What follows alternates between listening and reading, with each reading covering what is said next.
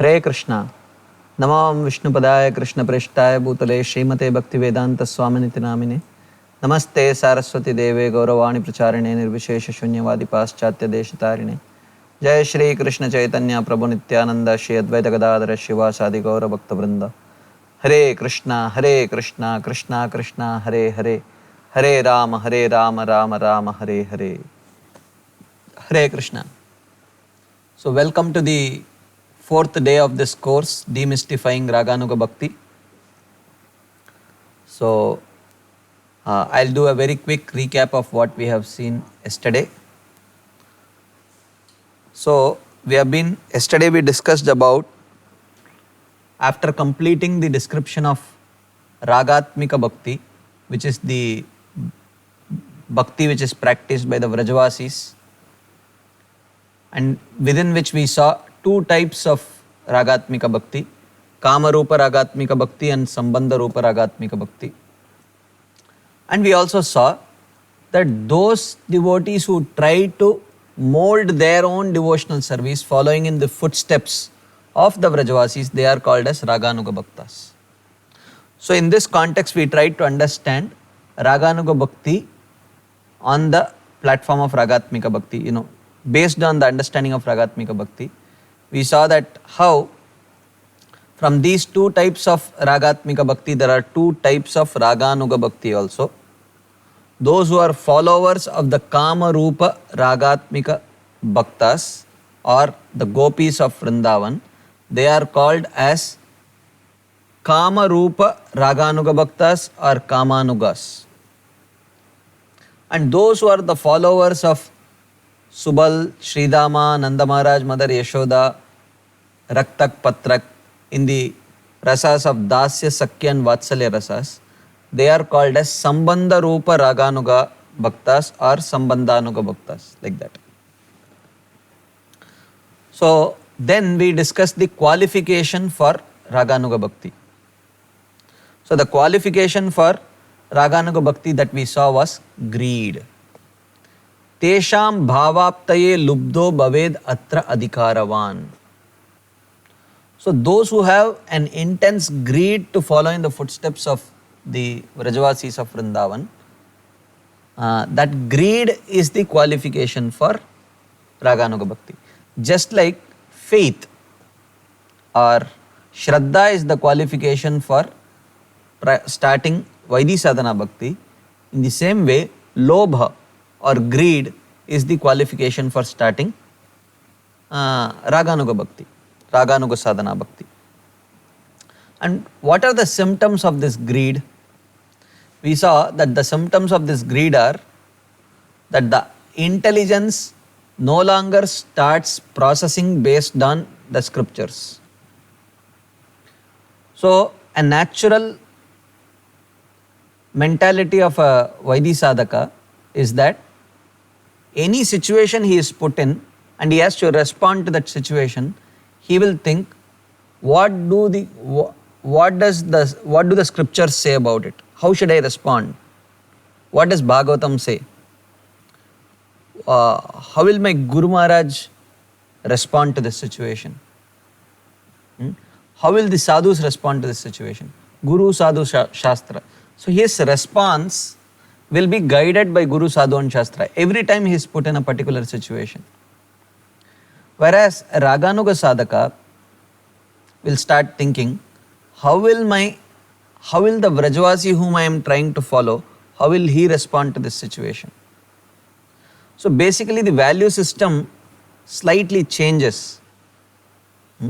But of course we saw that, and even Srila Prabhupada says that these Raganuga Sadhakas do not completely follow the regulative principles of the scriptures. And we saw yesterday, but this does not mean that they start breaking regulative principles or they do not practice the 64 limbs of devotional service. Just that the impetus to follow those very same things changes. The inspiration is no longer coming from the scriptures, the inspiration is coming from the Vrajavasis. And the Vrajavasis don't break any regulative principles. The Vrajavasis follow all the limbs of devotional service with spiritual emotions, with spontaneity. And these Raganuga Bhaktas are trying to follow those Vrajavasis only. So how can they break the regulative principles? How can they actually not follow any limbs of devotional service? They will spontaneously follow. Then we saw, but however, in order to even practice Raganuga Sadhana, definitely there are literatures which need to be studied, understood, and one should try to practice those literatures. So therefore, even at the stage of Raganuga Sadhana, scriptures are inevitable. We never said that a Raganuga Sadhaka does not practice scriptures. What we are telling is that the Raganuga Sadhaka's inspiration is not coming from scriptures. So there is a big difference between the two of them. There is a difference between not following and not gaining the inspiration from the scriptures. These are two different things. They very much follow all the scriptural regulations, just that the inspiration is not coming from the scriptures, it is coming from the life of the Vrajavasis. That's all. Then we saw, the next theme that we saw yesterday was, how does this greed develop? How does one develop this lobha? So we saw that the lobha is primarily developed towards by hearing the Bhagavatam and scriptures, especially the 10th canto episodes of Bhagavatam, especially the pastimes of Krishna in Vrindavan. So when we hear these pastimes, along with the commentaries written by the Gaudiya Vaishnava Acharyas, who very closely preserve the mood that Chaitanya Mahaprabhu has come to present, so naturally within our heart awakens that mood of that greed to follow in the footsteps of the Vrajavasis. It starts by development of some attraction to Krishna's Vrindavan pastimes. And then slowly, when the sufficient purification of heart has happened, then we may develop a taste for Krishna's particular Leela, either as with the gopis in Madhurya Leela, or with Nanda Maharaj and Yashoda in Vatsalya Leela, or with the friends in Sakhya Leela, like that. And also by serving the deities, taking darshan of the deities, appreciating the deities' features, this is also a very powerful way of developing this greed. And also visiting the dhams, hearing about the dham and particular pastimes that were performed in the dham from the mouths of very elevated acharyas, elevated souls who have attraction for the dham, is also a very powerful way of developing this greed. So then we saw at what stage does this greed develop. I started practicing bhakti 6 months back.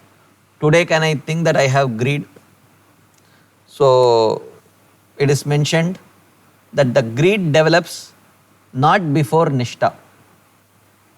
And it is not that at Nishtha also it will develop. It may develop at Nishtha or Ruchi or Asakti, like that.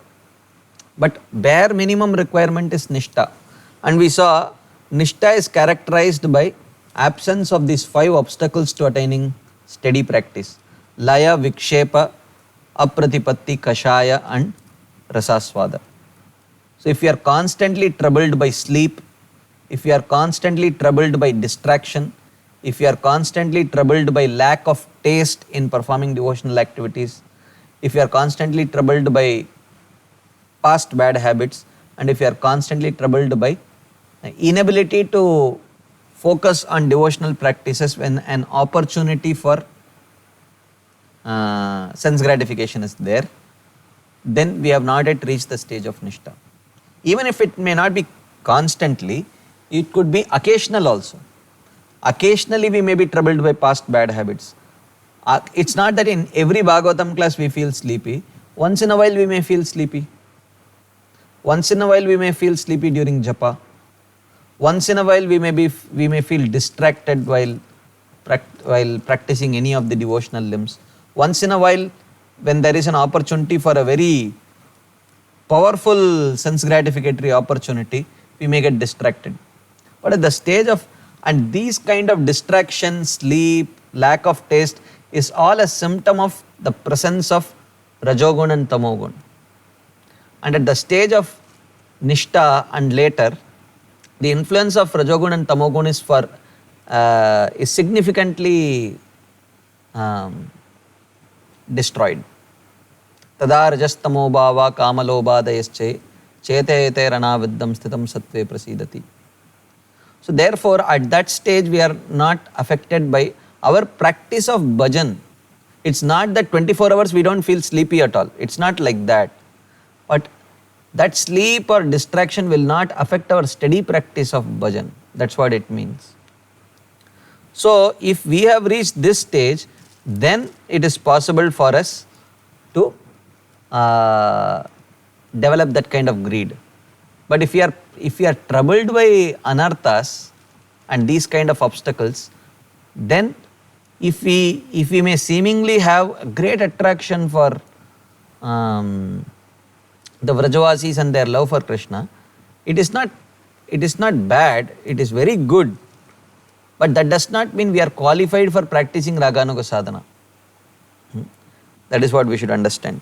It is greed, but it is a semblance of greed. Lobha abhas.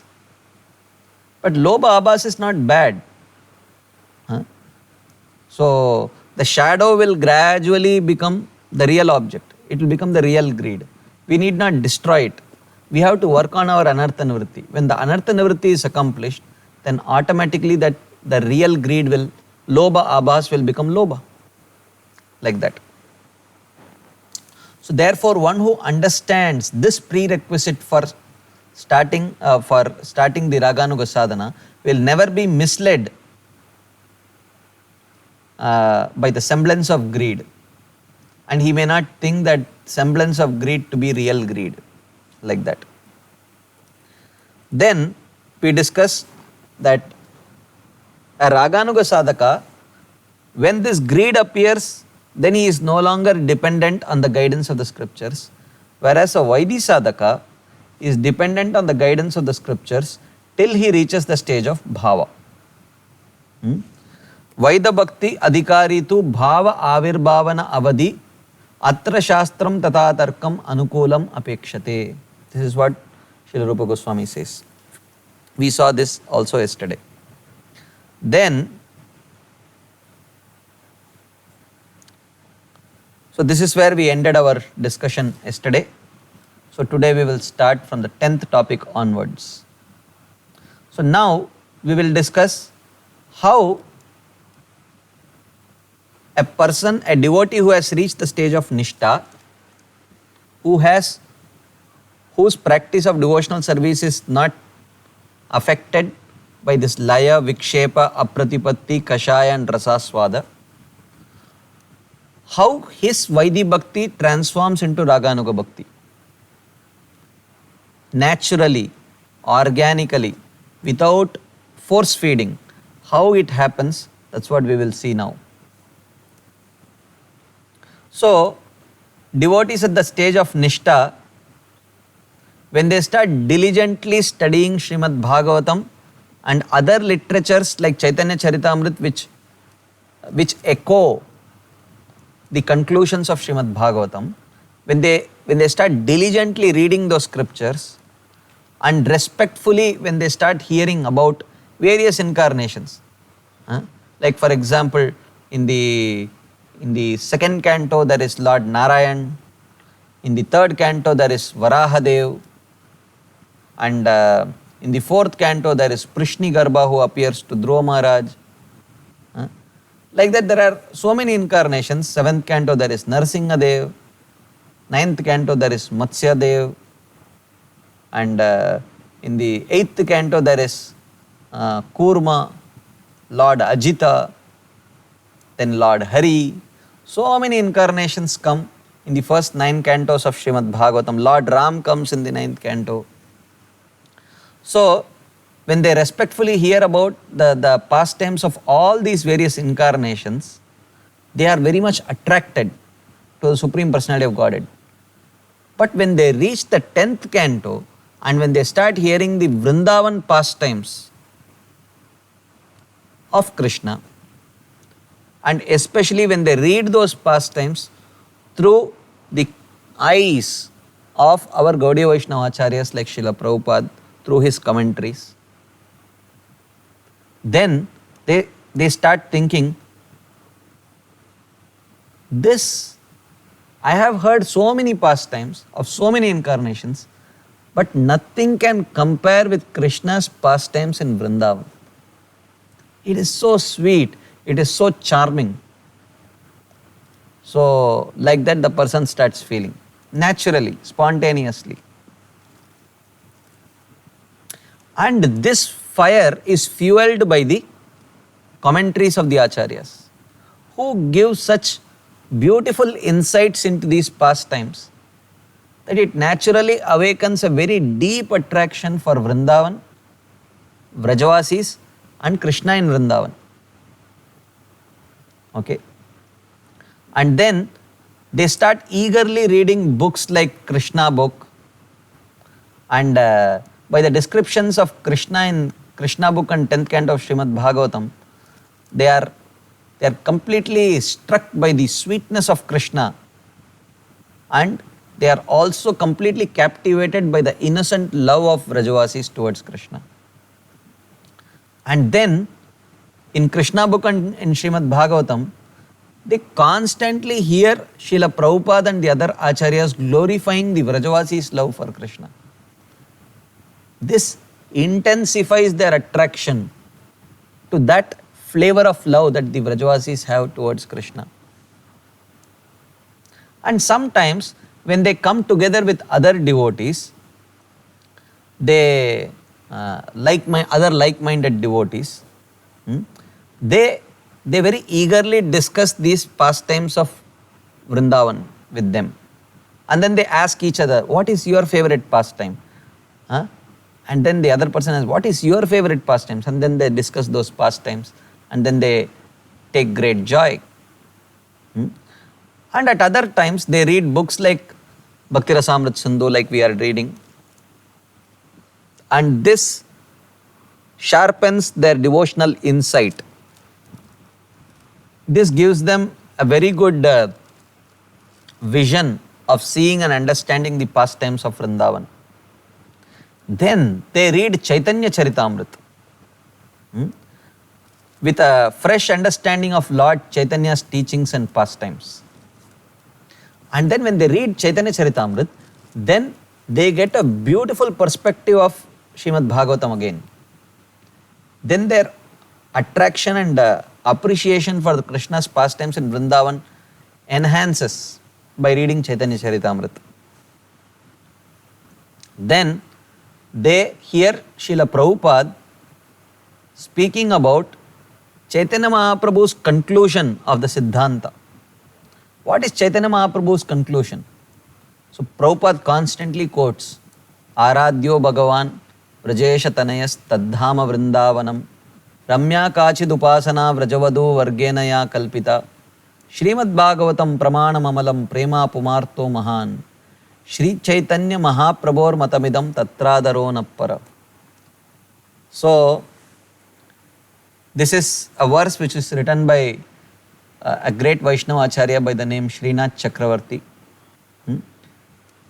in his Shri Chaitanya Manjusha. In that book he has written this. But this is accepted by all the subsequent Acharyas as the conclusion of Chaitanya Mahaprabhu's teachings, and often quoted by all the Acharyas in our parampara. So he says, Aradhyo Bhagavan Vrajesha Tanaya. Chaitanya Mahaprabhu's opinion, who is the most worshipable personality? Someone may say Lord Narayan, someone may say Narasimhadev, someone may say Lord Ram, someone may say Krishna, but Krishna along with Mother Rukmini, Vittal Rukumai, someone may say like that. But Chaitanya Mahaprabhu says, Aradhyo Bhagavan Vrajesha Tanaya. He says, even in Dwaraka, at least he is the king of Dwaraka.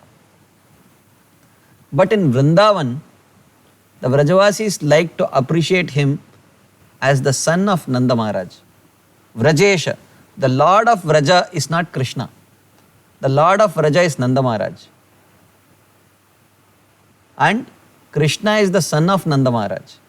Even that, Vrindavan is a small village. And Krishna is not the Lord of that small village Vrindavan also. What to speak of being Anantakoti Brahmanda Nayak? They don't think in that direction only.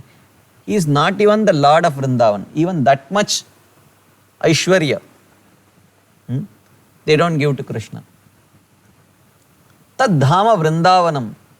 And what is his abode? His abode is not Vaikunta. His abode is Vrindavan, small village, cowherd village. And who are the best worshippers of this Lord?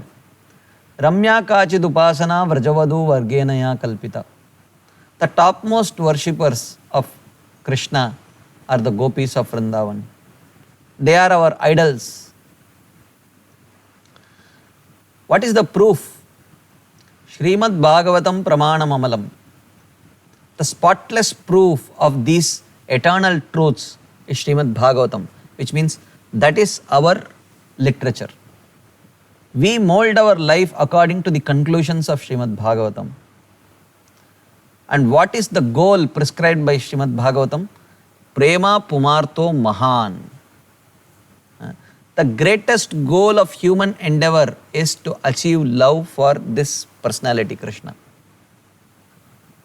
Shri Chaitanya Mahaprabhur Matamidam Tatradaro Nappara.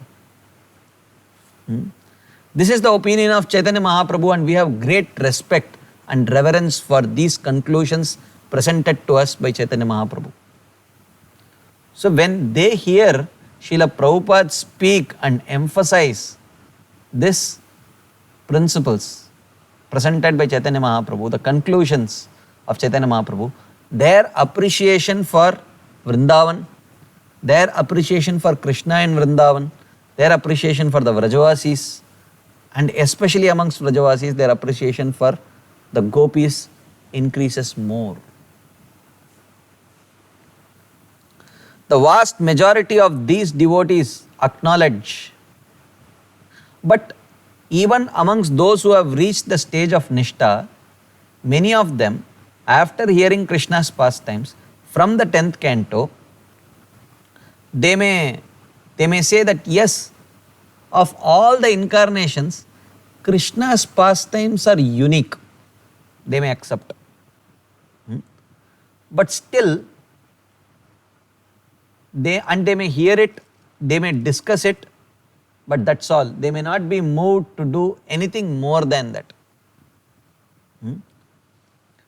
And they may be still happy continuing Vaidhi sadhana only. It may not invoke that greed immediately. It's not that everyone who reaches the stage of Nishtha will get inspired in the direction of Raganuga sadhana bhakti. Even though they may appreciate, a Vaidhi sadhaka may worship Krishna in Vrindavan. He may accept gopis as the greatest worshippers of Krishna. He may really appreciate and value the love of Vrajavasis towards Krishna. But still, it may not create that intense greed within the heart of that person. Janma koti sukrutayarna labhyate. To get that greed is very, very rare. But later, when Nishtha becomes Ruchi and Ruchi becomes Asakti, at some stage, that appreciation intensifies more and more and more and more, and it becomes greed. Provided that sadhaka's nourishment is coming solely from the writings of our own acharyas. We cannot discuss Raganuga sadhana bhakti without discussing chastity to our own parampara. Because if this one element, chastity to our own parampara is not there, Raganuga sadhana bhakti is not meant for such practitioners at all. They cannot attain it.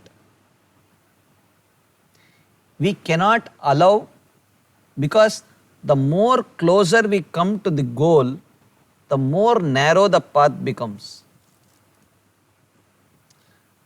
In the beginning stages of bhakti, what is anukul is very broad. But when we progress more and more, like for example, when we come to bhakti, if we say, Prabhuji, I have started chanting, then they say, then there is appreciation. Oh, wonderful, you have started chanting. Okay, let's have a party today. Like that. I will give you some sweet rice. Then, after 1 year, if you still tell, Prabhuji, I have started chanting, and you will say, how many rounds? If you say 8 rounds, and you will say, oh, wonderful. Here, let me give you some sweet rice. After 10 years also you tell him, Prabhuji, I am chanting 8 rounds, then there is no appreciation. So now more is expected after having spent more time in devotional service. So after 1 or 2 years when you say, Prabhuji, from today I am chanting 16 rounds, then there is appreciation. Then when one progresses little more, then one is expected to refine the chanting also. We will take just this one example of chanting. Sitting at one place and chanting, then that is appreciated. Prabhuji, you know what? For the last 1 week, I have been sitting at one place and chanting all my 16 rounds. So if you see, when the path started, it was a wide path. You have started chanting and there is sweet rice. Then after a few years, it becomes little more narrow, at least 8 rounds. After a few years, little more narrow, 16 rounds. After a few years, it becomes little more narrow, 16 rounds of attentive chanting, sitting at one place. So in this way, even in terms of hearing and reading also, when we progress more and more, the path becomes narrow and narrow. The level of our chastity to our own, the writings of our own acharyas has to increase if we want to achieve the goal that has been prescribed by Chaitanya Mahaprabhu. That is what we saw yesterday. Swarupam Shri Rupam Saganamiha Tasya Grajamapi Sputam Premna Nityam Smara Nama Tadatmam Nanumana Shrunumana. So Raghunath Das Goswami says, if you want to achieve Radha and Krishna in Vrindavan, then your practice must be guided only by the writings of the 6 Goswamis and the acharyas who come in the parampara of the 6 Goswamis. If we are searching here and there, we may progress in bhakti, but we may not come to the stage of Raganuga Sadhana Bhakti. That is not possible. So therefore it is impossible to discuss Raganuga Sadhana Bhakti and not discuss chastity to our own parampara and acharyas writings. Okay, so then later that currently we are discussing how this transition happens from Vaidhi Sadhana to Raganuga Sadhana. So they start hearing Bhagavatam and then Chaitanya Charitamrita, and then they hear the Prabhupada and other acharyas glorify the Vrajavasis. But still after Nishtha they may not immediately get that greed, but over a period of time slowly that appreciation transforms into greed. But a few devotees react differently. They do not remain neutral. Heartfelt desires moves them when they hear Krishna's pastimes. So at this stage when the greed appears, when they hear Krishna's pastimes, their heart is moved by Krishna's pastimes. Then they start thinking, oh, how nice it would be if one day I can also serve in with the same mood that these Vrajavasis have towards Krishna. Like that they will start thinking. So, and at the beginning it is just a fleeting thought. But then slowly, this thought gains momentum and it becomes more and more intense. And then at that point of time, they start understanding the Siddhanta and Rasa more and more better through books like Bhakti Rasamrita Sindhu. As it is mentioned in Chaitanya Charitamrita Madhya Leela.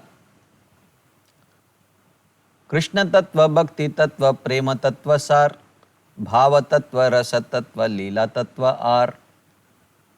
So where Chaitanya Mahaprabhu tells Sanatan Goswami that Krishna consciousness means what? Krishna consciousness means understanding the truth of Krishna, Krishna Tattva.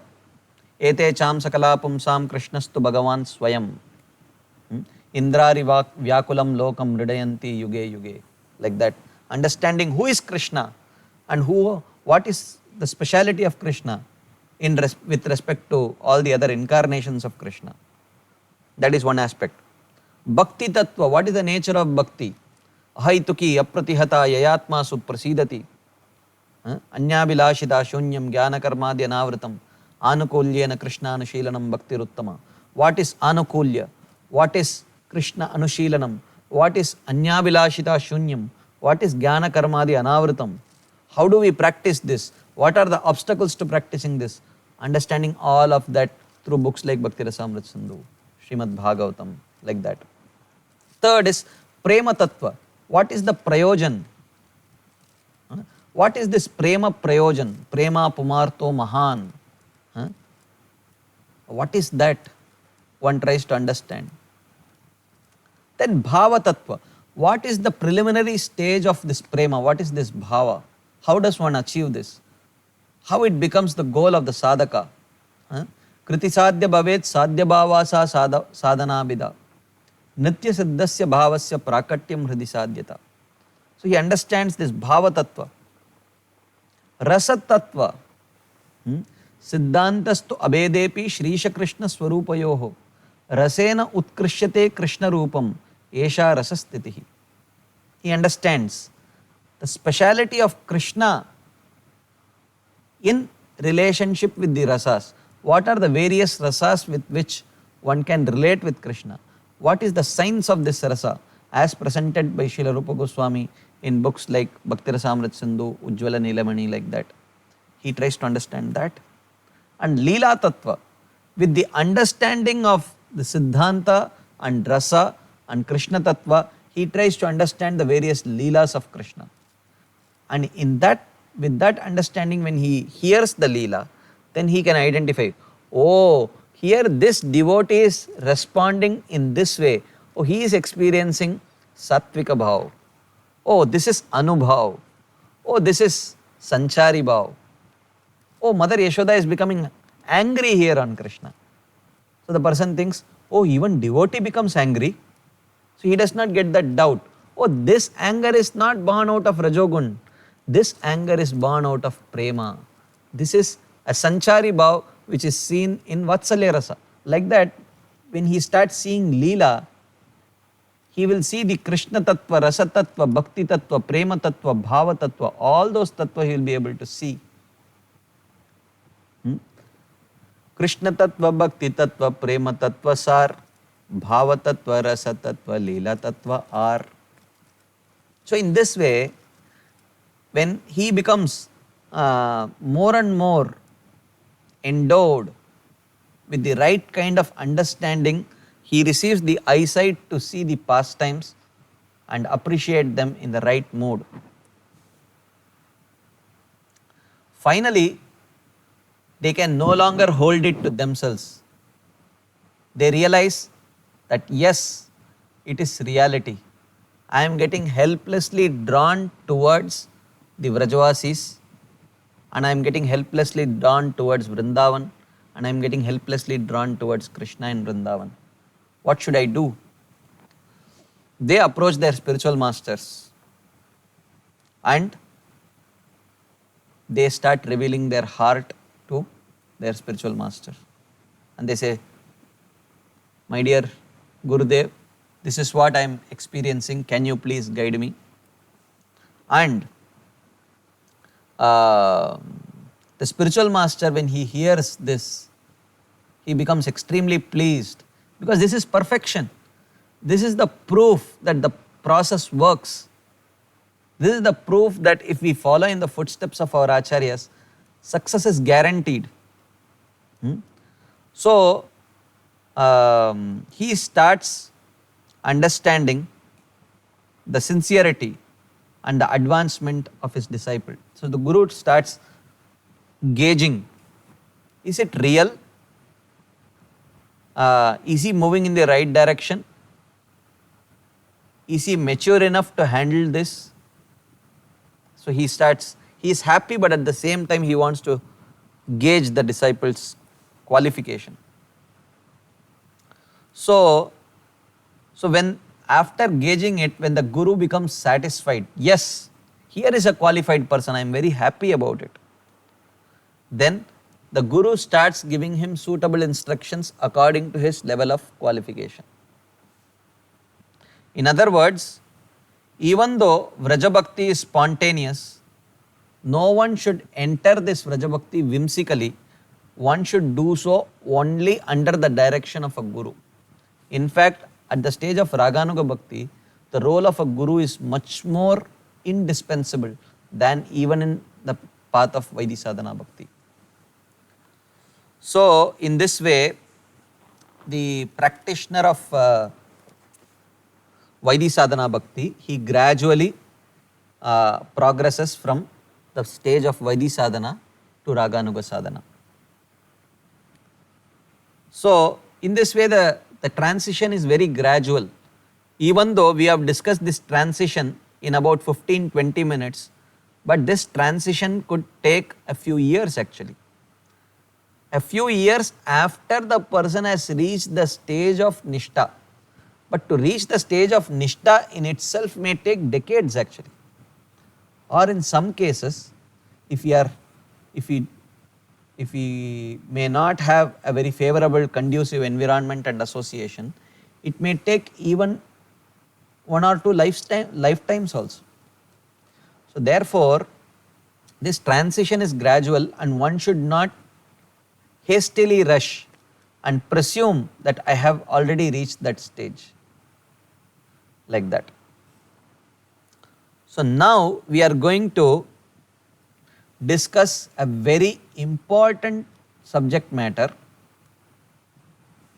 We have till now discussed the science of Raganuga Sadhana Bhakti. Now let's discuss some history of Raganuga Sadhana Bhakti. Historically, our Gaudiya Vaishnava Sampradaya has gone through very difficult stages and has gone into unimaginable depths of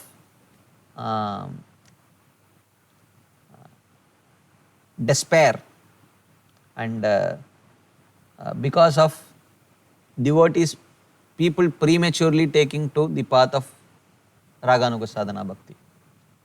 So let's try to discuss some history of our history of practice of Raganuga Sadhana Bhakti in our Gaudiya Vaishnava Sampradaya, because we have to understand the current mentality of people, the current mentality of devotees and non-devotees alike when it comes to Gaudiya Vaishnavism. It may be good or bad. In many cases it is, in some cases it is not so good at all.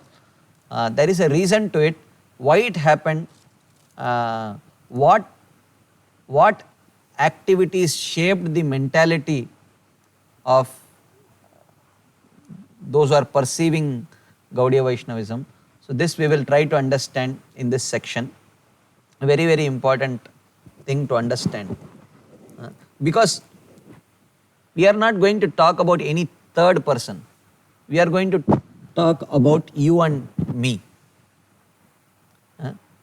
How is it that we feel uncomfortable as soon as we hear the word Raganuga Sadhana?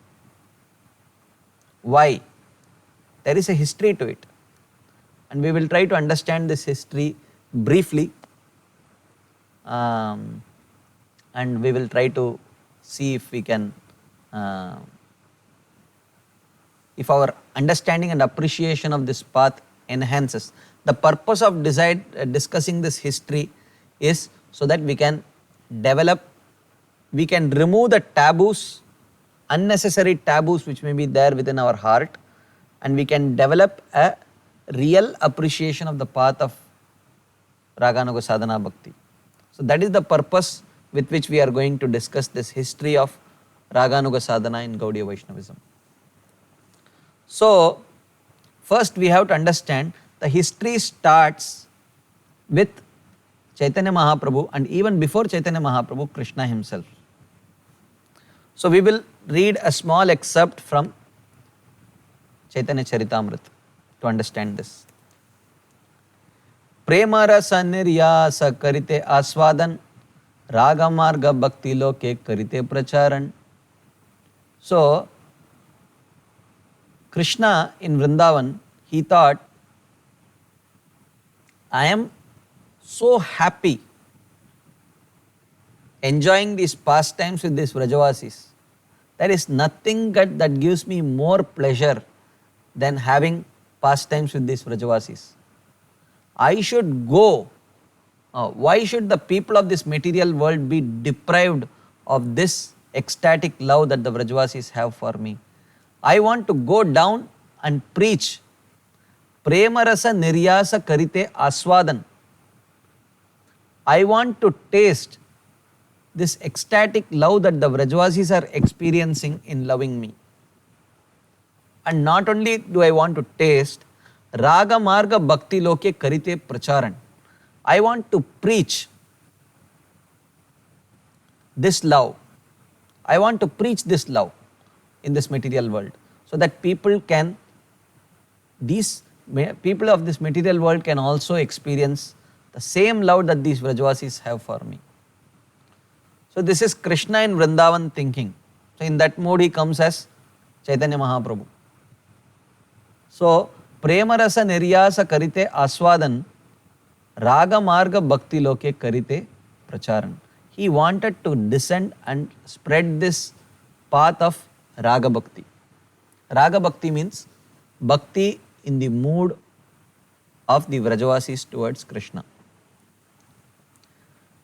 Rasika Shekara Krishna Parama Karuna Ei Doi Hetu Haite Ichara Udgama. Rasika Shekara Krishna. So, Ei Dui Hetu Haite Ichara Udgama. The Lord's desire to appear. So, for Krishna to appear as Chaitanya Mahaprabhu, it has these two desires as the cause. Ei Dui Hetu. Therefore, Rasika Shekara Krishna. So, he is the Rasika Shekara. He is the crest jewel of one who enjoys supreme mellows. He is called as Rasika Shekara, Rasika Raj, and Rasikendra, like that. Parama Karuna, and as the most merciful to all. He didn't just want to relish it himself, but he wanted to share it with others. Therefore, he is called as Parama Karuna. He is called Rasika Shekhar because he himself wanted to experience this love of the Vrajavasis. And he is most merciful, Parama Karuna, because he wanted to spread it. He wanted to preach this. So therefore, he came as Chaitanya Mahaprabhu. Aishwarya Jnane Te Sab Jagata Mishrita, Aishwarya Shitila Preme Nahi Mora Prita. So, Krishna in Vrindavan is thinking, Aishwarya Jnanete Saba Jagata Mishrita. This whole world, whoever worships me, all devotees worship me with great awe and reverence. Aishwarya Shitila Prema Nahi Mora Prita. And this prema, this love which is weakened by this awe and reverence, I don't like it so much. I like pure unalloyed love which is not mixed with this awe and reverence, as one would worship Lakshmi Narayan, or even in worshipping Lord Ram, Narsingadev, there is lot of awe and reverence. But Krishna says that I don't like it so much. Then what does he like? Amare Ishvara Mane Apana Kehina Tara Preme Vasha Ami Nahai Adina. He says, आमारे ईश्वर माने अपना के हीन. That person, that devotee who thinks that I am Ishvara and he himself is Hina, a subordinate. Tara prema na vashayami. Krishna says, oh, I don't become controlled by that kind of love, where the devotee thinks that I am the Lord and he thinks himself to be subservient. I don't like that love. Na hai adina. Such a love cannot control me. मोरा पुत्र मोरा सखा मोरा प्राणपति, यही भावे यही मोरा करे शुद्ध भक्ति. अपना के बड़े माने हमारे समहीन, सेई भावे हाई आमी तहरा अधीन. He says, यही मोरे करे शुद्ध भक्ति. If one worships me in pure devotion, यही भावे, with this mode. Which mode? मोरा पुत्र मोरा सखा मोरा प्राणपति. If he considers me as his their son, if they consider me as their son, their friend, their intimate lover, apana ki bada mane, considering themselves great, not out of false pride, but out of love. Amara samahina, and they consider me as their equal or lower than them. Like the parents consider the son to be lower than them. Lower in the sense, oh, he needs my support, he needs my protection. Like that they think. Sei bhave hai ami tahara adina. With that mood, I become completely sold out to such people. Like it is mentioned, Saka Shuddha Sakye Kare Skande Arohan, Tumi Kona Bada Loka Tumi Ami Sama. So Sridama, Subal, Madhumangal, they are telling Krishna, Saka Shuddha Sakye Kare Skande Arohan. Sridama jumps into the shoulder of Krishna and he says, Tumi Kona Bada Loka, Tumi Ami Sama. You think you are greater than me? We both are equals. Now I won the wrestling match, you carry me on your shoulders. Like that he says. And Krishna says, oh, how much I yearn for this love of the Vrajvasis. Like that he says. Ei Shuddha Bhakta Laya Karimu Avatar, Kariba Vivida Vida Adbhuta Vihar, Vaikuntadya Nahi Ye Leela Raprachar, Se Leela Karibe Yate Mora Chamatkar. He says, Yei Shuddha Bhakta Laya Karimu Avatar.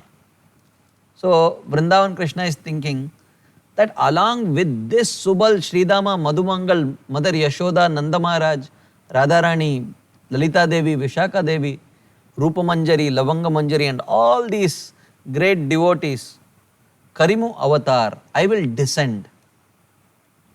Kariba Vivida Vida Adbhuta Vihar, and I will perform wonderful pastimes in Bhauma Vrindavan. Vaikuntadye Nahi Yeye Leelara Prachar. Even in Vaikunta, people don't know that such sweet pastimes exist. Se Leela Kariba Yate Mora Chamatkar. And I will go to the material world and spread these pastimes so that everyone can relish it. And these pastimes, even myself, I am amazed.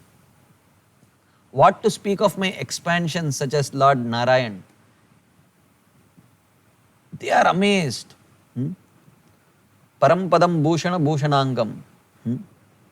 So it is mentioned that that even seeing the pastimes of Krishna and Vrindavan, even Lord Narayan and Vaikunta is so surprised. How is it possible for someone to perform such pastimes? So sweet. Is he really the Supreme Personality of Godhead? Like that. Ei saba rasa niryasa kariba aswada, ei dware kariba saba bhaktera prasada. I shall taste the essence of all these rasas. And in this way I shall favor all the devotees. So like that Krishna is thinking. Vrajayra nirmala raga shuni bhaktagan, raga marge bhajayena chadi dharma karma. And when people of this world, they see my pastimes, performed in Vrindavan. Vrajera Nirmala Raga Shuni Bhaktagan. When my devotees see and hear the pure, unalloyed, sweet love of the Vrajavasis towards me, Raga Marge Bhaje Yena Chadi Dharma Karma. They will give up all their attraction to mundane dharma and they will try to follow the footsteps of the Vrajavasis. This exactly was Krishna's mood when he wanted to descend and perform his own pastimes, and when he wanted to come as Chaitanya Mahaprabhu and came to preach these pastimes. So this same mood is expressed by Krishna in Bhagavatam also. Anugrahaya bhaktanam manusham deham ashritaha bhajate tadrishi krida ya shrutva tatparo bhavet. So, manusham deham ashritaha. Krishna descends in this material world in a human form. Bhajate tadrishi krida, to perform such pastimes in Vrindavan. For what purpose? Anugrahaya bhaktanam, to show compassion to his devotees. Yashrutva tatparo bhavet. And when they hear about these pastimes, when they see these pastimes, they feel inspired to become a part of those pastimes. They want to participate in that pastimes. So in order to inspire the devotees in that direction, Krishna performs, Krishna descends to perform these pastimes in Vrindavan. So therefore, the history of Gaudiya Vaishnavism started in Goloka Vrindavan with this thought process of Krishna. How I wish, how much I am attracted and sold out to these, the love of these Vrajavasis. Why should the people of this material world be bereft of this love? I am going to go there and I am going to myself experience. I want to myself experience what this love these Vrajavasis have for me. And I want to spread this love, this Raga Marga. Raga Marga Bhakti Loke Karite Pracharan.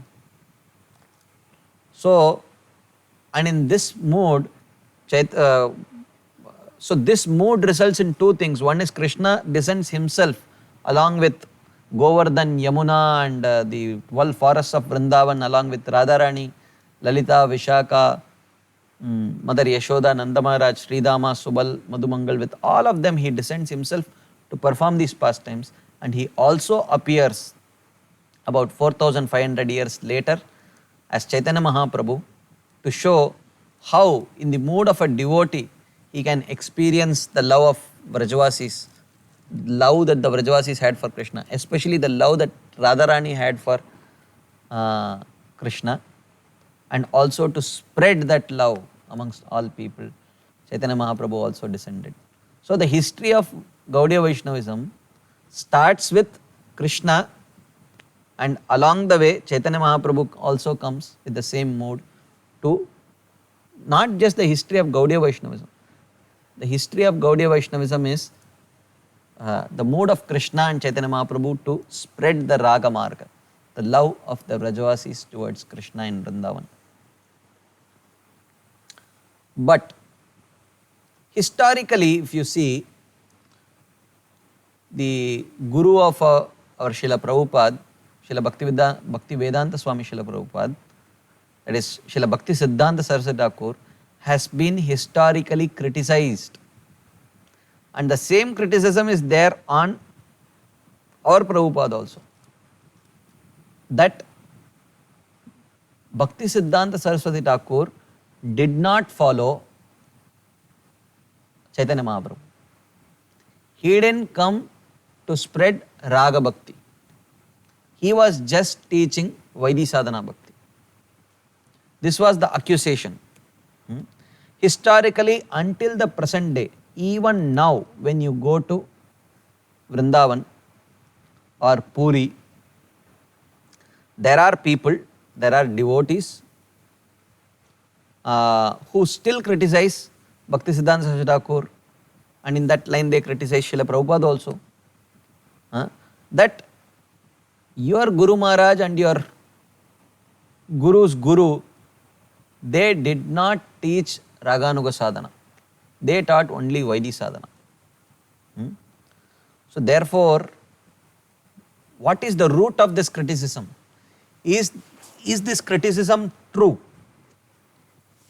So we need to understand, we have to retrace some history to resolve this contradiction. Otherwise, for all practitioners of Gaudiya Vaishnavism, in the line of Bhaktisiddhanta Saraswati Thakur and Prabhupada, this criticism will keep haunting us till the end. So at some point we need to understand, is there some basis to this criticism? If yes, then why? If no, then how? We need to understand this. So let's try to understand some history. So in this context we will discuss about the internal and external paths to Raganuga sadhana. So Chaitanya Mahaprabhu, when he wanted to teach, so Chaitanya Mahaprabhu taught different things to different people. He taught Swarup Damodar Goswami, he taught Rupa Goswami, he taught Sanatan Goswami, he taught Ramananda Rai, he taught Haridas Thakur. Rather than telling he taught through some of them, he taught through them, by empowering them. So Chaitanya Mahaprabhu taught Rasa Upasana. Rasa Upasana means Raganuga Bhakti. How to perform worship of Krishna in one of the 5 rasas. So this was taught by Chaitanya Mahaprabhu to Swarup Damodar Goswami. Then Swarup Damodar Goswami, he divided this path into this upasana, this worship, into 2 parts. The Antapanta and the Bahirpanta. The Antapanta is the internal path and the Bahirpanta is the external path. Or the internal means of attainment and the external means of attainment. So, and the internal path was taught by Swarup Damodar Goswami to Raghunath Das Goswami.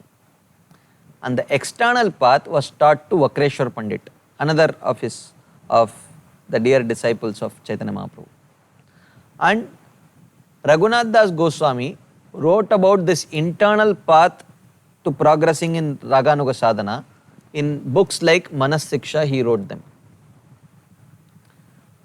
And Vakreshwar Pandit, he taught this external path to his disciple Gopal Guru Goswami.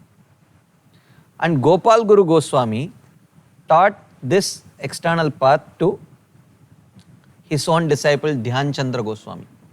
And Dhyan Chandra Goswami was the one who wrote this path in his famous book Shri Gaur Govinda Archana Smarana Paddhati.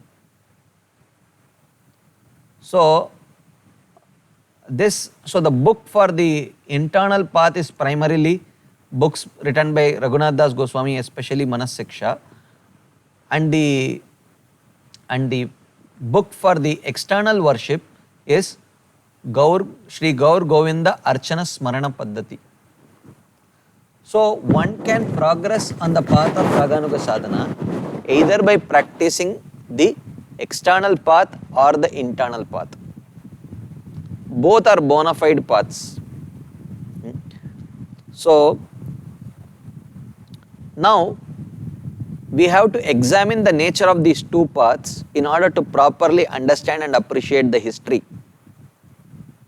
Okay, so we will try to understand the external path through Shri Gaur Govinda Archana Smarana Paddhati written by Shri Dhyan Chandra Goswami, and we will try to understand the internal part through Manas Siksha. What is the nature of these books? What is the nature of these writings? This will give us an idea of what is the nature of these 2 paths, Antapanta and Bahirpanta, the internal path and the external path. Okay, so in the external path as given in Shri Gaur Govinda Archana Smarana Paddhati, there are many mantras. It is a Archana Smarana Paddhati, means it is a guidebook for helping us remembering Krishna and Chaitanya Mahaprabhu, and it is also a guidebook for properly worshipping. It is an Archana Paddhati and it is a Smarana Paddhati. Archana Paddhati means a guidebook for worshipping, and Smarana Paddhati means it's a guidebook for remembering. How to remember, how to worship, these are given in this book. Okay, so it gives specific meditations on Radha, Krishna, Lalita, Vishaka, Chaitanya Mahaprabhu, Guru, like that. And it has specific details about when to chant which mantra, when to worship Guru, when to worship Chaitanya Mahaprabhu, in what order to worship, which mantras to chant, and all that. And this book is a very lengthy book, and Dhyan Chandra Goswami also writes that apart from performing the limbs of Vaidhisadhana, then the practitioner should also practice the procedures given in Gaur Govinda Archana Smarana Paddhati in this book, which means apart from 2 hours of chanting and other devotional activities, it will take another 3 hours to do all the procedures as given in this book. So which means after waking up, it would take at least easily between 6 to 8 hours to complete, depending on how many rounds. Most likely when the person has reached a higher level, they may be chanting maybe at least 64 rounds, 1 lakh names, of which even if 32 rounds are chanted in the morning, so then it would take about easily between 7 to 8 hours to complete the whole procedure. So this is the nature of the external path. And if you see Raghunath Das Goswami's Manas Siksha, in which he has discussed about the internal path of Raganuga Sadhana Bhakti, he describes lot of internal purification procedures. First he talks about, in the first verse he talks about how it is important to develop, in order to develop love towards Krishna, you have to develop love towards those things, people and places connected to Krishna. So he says, Gurau Goshte Goshtalayishu Sujane Bhusuragane Swamantre Shri Namni Vrajanava Yuvad Dvandva Sharane. So he talks about how you have to develop, in order to love Krishna, you have to develop love towards your Guru, towards Vrindavan, towards Vrajavasis, towards other Vaishnavas, towards Brahmanas, towards the towards one's own mantra that one has received, the Gayatri mantra, towards the holy name that one has received, and towards the process of surrendering to Krishna. Then he says, but this is possible only sada dambam hitva, if you can give up pride, like that. And then he talks about nadharmam nadharmam shrutigana niruktam kilakuru vraje radha krishna prachura paricharyami hatanu. Then he talks about, okay, give up attachment to dharma and adharma. So change your value system. He talks about changing value systems rather than just procedures. He is trying to invoke an internal change within the heart. Rather than thinking, oh, is this activity dharmic or adharmic? Start thinking in terms of, will it be pleasing to Krishna or will it be displeasing to Krishna? Like that. Sachi sonum Nandishwarapati sutatve guruvaram mukunda preshtatve smaranama ajasram nanumana, like that he says. And then what is the role of worshipping Chaitanya Mahaprabhu in this path, and what is the role of worshipping the Guru in this path? He explains this. And then in the third verse he says that yadiche ravasam vrajabuvi saragam pratijanur yuvad dvandvam tachet paricharitum arad abhilashe swarupam shrirupam saganamiha tasya grajamapi Sputam premna nityam smara nama tadatvam shrunu mana. He says, if you want to stay in Vrindavan and worship Radha and Krishna life after life, it is possible only through the teachings of the six Goswamis. He talks about chastity to our parampara. So these are principles rather than details, and these are internal changes. Internally change your value system. Internally establish chastity to parampara. Internally develop appreciation for Gurau, Goshte, Goshtalaishu and so on. So in these three things, he is talking about positive changes within the heart. Now, in the next 4 or 5 verses, he discusses about removal of unfavorable things. First he says, overcome prajalpa, talking mundane topics. Overcome talking about liberation.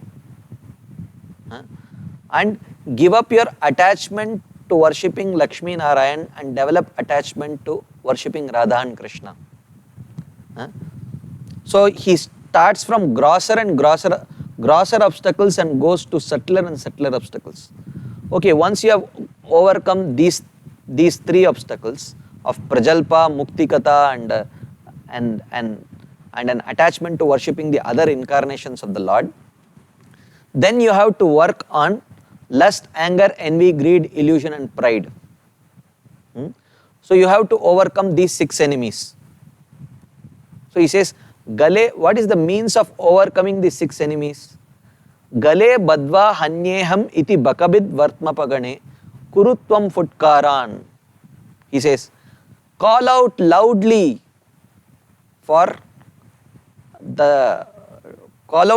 to the devotees when you are attacked by these 6 highway robbers of lust, anger, envy, greed, illusion and pride. He says, Hanyeham, Hanyeham, I am dead, please protect me. In this way, when you call out to the devotees will come and help you out. So in this way, he explains how establishing loving relationships with the devotees is the key to overcoming these anarthas of lust, anger, envy, greed, illusion and pride. Then he says, you may overcome lust, anger, envy, greed, illusion and pride, but still there are subtler anarthas in the form of kutinati, hypocrisy and other such things, and how to overcome those anarthas. Then he says, you may have undergone hypocrisy and all that, but still the desire for fame is like a prostitute dancing in one's heart. How will you overcome the hypocrisy? Desire for fame, pratistasha. Pratistasha drishta shwapacha ramani me hridi natet. Like that he says. So, how to overcome this pratistasha? By sadatvam sevasva prabudaita samanta matulam yatatvam nishkasya tam iha veshayati saha. It is mentioned that when you develop intense attachment to serving great devotees, then you will get sadhu prema, then you will get the love that the sadhus have towards Krishna, and they will come and remove that prostitute of pratistasha, desire for fame, and they will establish that sadhu prema in one's heart.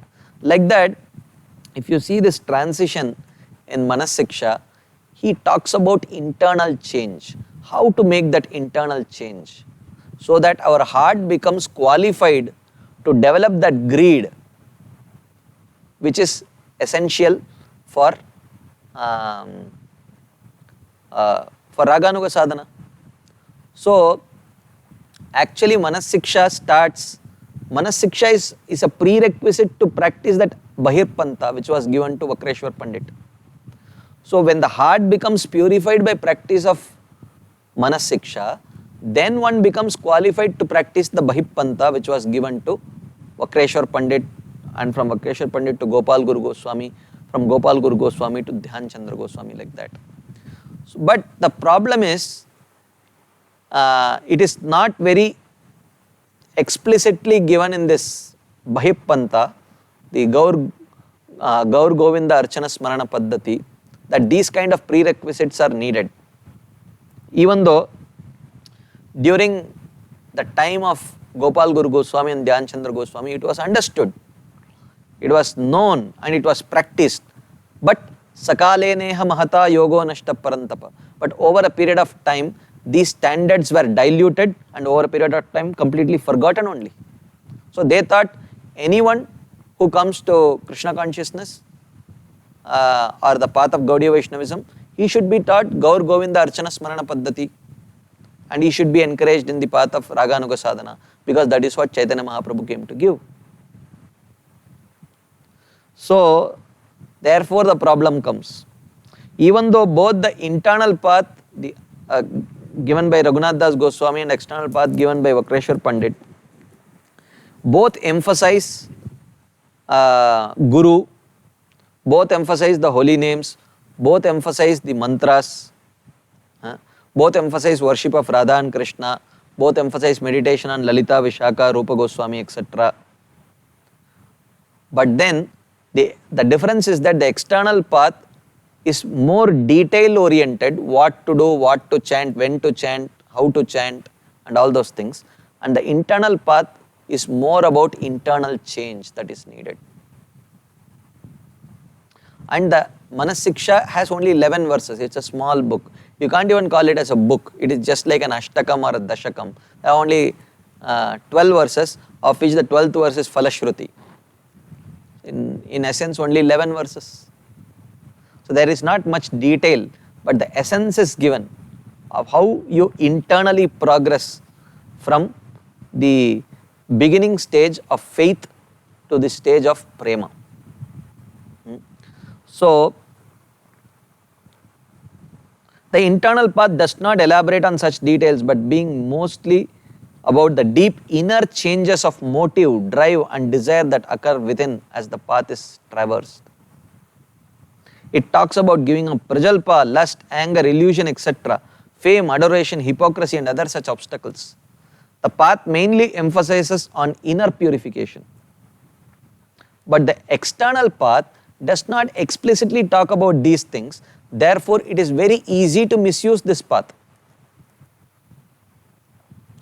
Without making any external changes, the person may be still lusty, angry, envious, and may be struggling with prajalpa and all such problems, but he may become an expert chanter, he may memorize the whole book, Gaur Govinda Archana Smarana Paddhati, may chant the right mantras, may do the worship and all that, but the problem is that he may not be qualified for Raganuga Sadhana Bhakti. So therefore, this path is dependent, the external path is very much dependent on the presence and guidance of a bona fide guru, not a cheap imitator guru. A bona fide guru who is highly perceptive.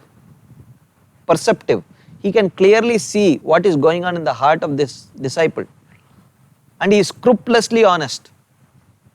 If he sees that the disciple is not qualified, he will say, sorry, stop doing this, you are not yet qualified for this, please continue your practice of Vaidhi Sadhana. So the guru has to be scrupulously honest, he must have the perception of what the disciple is going through within his heart.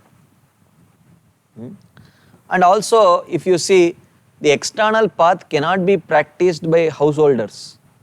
The external path cannot be practiced by those who are working outside, because that kind of time no one will get. You have to essentially be a Babaji to practice this.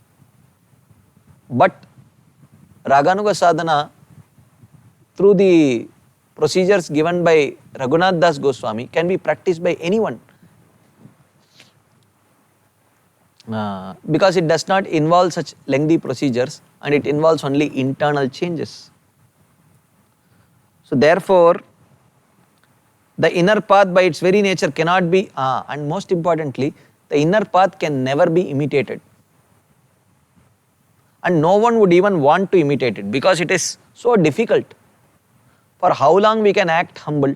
For how long we can act non-hypocritical? For how long we can act as if we don't desire fame? This is very difficult to imitate. So therefore, the imitators stayed far away from this path and they took up the external path. And over a period of time, in Gaudiya Vaishnavism, at least during the time when Bhaktivinoda Thakur, during the time of Jagannath Das Babaji Maharaj, Bhaktivinoda Thakur, Gaur Kishore Das Babaji Maharaj, Bhaktisiddhanta Saraswati Thakur, and even till date, many of the Gaudiya Vaishnavas think that Raganuga Bhakti means the external path given by Vakreshwar Pandit, Gopal Guru Goswami and Dhyan Chandra Goswami. For them, Raganuga Bhakti means Gaur Govinda Archana Smarana Paddhati. They don't know anything about Manas Siksha, they don't care anything about Manas Siksha. What is the internal change? What is the internal rectification? What is the qualification to practice this? That they are not bothered. So, when Bhaktivinoda Thakur and Bhaktisiddhanta Thakur started talking about qualification, until one attains qualification, one should practice Vaidhi Sadhana, they thought, oh, they are rejecting Raganuga Sadhana. Why? Because according to them, Raganuga Sadhana means Gaur Govinda Archana Smarana Paddhati. They didn't know Manasiksha. That was the problem. That is why historically this accusation on Bhaktisiddhanta Saraswati Thakur. Oh, he is not really giving what Chaitanya Mahaprabhu came to give. The fact is, he does not want to give it prematurely. And he is giving it through the way in which Raghunath Das Goswami gave, through the path of Manasiksha, through the path of internal change, allowing the holy name to reveal what is our eternal position in the spiritual world. Like that. So, therefore, those who are attached to the external path or do not know of the internal path may think that those who follow the inner path are not Raga Marga at all, are not on the Raga Marga at all. That is the problem. They all knew only the external path. So therefore, when they saw Bhaktisiddhanta Thakur, they thought, oh, he is practicing only Vaidhi Bhakti. He is not teaching what Chaitanya Mahaprabhu came to give. That is the problem. But, and we also have to understand why was, at least externally, Bhaktisiddhanta Thakur so much against these Babajis. Because historically, there were three kinds of misuse of this external path. What Chaitanya Mahaprabhu gave Swarup Damodar Goswami was bona fide. What Swarup Damodar Goswami gave Gopal Guru Goswami is bona fide. What Gopal Guru Goswami gave Dhyan Chandra Goswami is bona fide. What he wrote in that book is bona fide. But when understood out of context, everything collapses. So historically, this Bahipanta or the external path has been misused in three ways, which has led to unlimited number of Sahajiya sects, Aul, Baul, Karta Baja and Dharavesh and Sani and so many such Sahajiya sects, non-bona fide and very unspeakable practices, all based on an improper understanding of this external path, misuse of this external path as given by Vakreshwar Pandit. So, and that is why Bhaktisiddhanta Saraswati Thakur was heavily against it. What did they do? What was the first historical misuse? These practitioners, they laid exclusive emphasis on the mood of the Manjaris on the side of Radharani. Manjari Bhav is most important. So, to the extent that they will criticize Vatsalya Bhav, Vatsalya Ras, Dasya Ras, Sakya Ras, what to speak of that, they will even accuse or criticize the other types of Madhurya Ras also. But this is not what Chaitanya Mahaprabhu taught. He never accused or criticized any other practice. Even within Chaitanya Mahaprabhu's Leela, there were different devotees who were in different rasas actually. And Chaitanya Mahaprabhu had a very cordial relationship with all of them. There was never any incident where Chaitanya Mahaprabhu was criticizing any other rasa. And instead of Guru aiding practitioner to unfold or nurture an individual's own spontaneously awakened mood, a pseudo Guru prescribes some generic Manjari Gopi mood to everyone. So, naturally, when the heart becomes purified by sincere practice of devotional service, after the stage of Nishtha, then naturally one gets an attraction to a particular mode, and the role of the Guru is in just fanning that mode. But in this case, a pseudo Guru, just for some money or some pujala pratishta, he gives a generic Manjari mood to everyone, even though their heart is still infested with so many gross anarthas.